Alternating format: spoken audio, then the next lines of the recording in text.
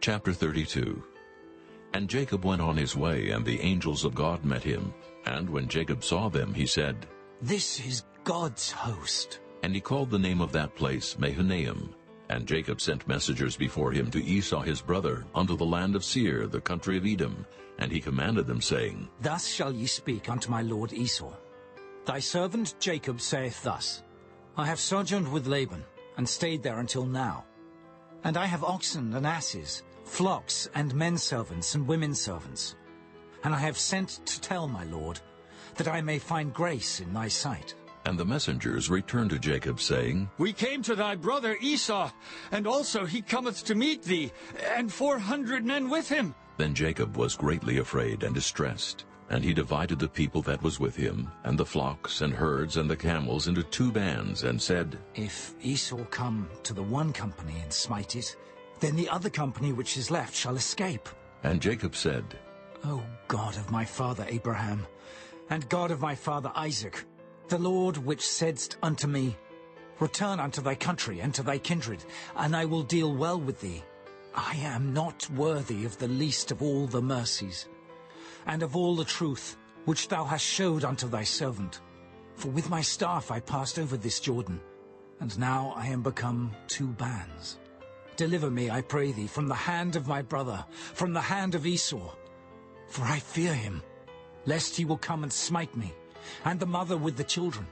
And thou saidst, I will surely do thee good, and make thy seed as the sand of the sea, which cannot be numbered for multitude. And he lodged there that same night, and took of that which came to his hand a present for Esau his brother, 200 she-goats and 20 he-goats, 200 ewes and 20 rams, 30 milch camels with their colts, 40 kine and 10 bulls, 20 she-asses and 10 foals. And he delivered them into the hand of his servants, every drove by themselves, and said unto his servants, Pass over before me, and put a space betwixt drove and drove. And he commanded the foremost, saying, When Esau my brother meeteth thee, and asketh thee, saying, Whose art thou, and whither goest thou, and whose are these before thee? Then thou shalt say, They be thy servant Jacob's. It is a present sent unto my lord Esau, and behold, also he is behind us. And so commanded he the second, and the third, and all that followed the drove, saying, On this manner shall ye speak unto Esau when ye find him. And say ye moreover, Behold, thy servant Jacob is behind us. For he said, I will appease him with the present that goeth before me, and afterward I will see his face. Peradventure he will accept of me. So went the present over before him, and himself lodged that night in the company. And he rose up that night, and took his 2 wives and his 2 women servants, and his 11 sons, and passed over the ford Jabbok. And he took them, and set them over the brook, and sent over that he had. And Jacob was left alone. And there wrestled a man with him until the breaking of the day.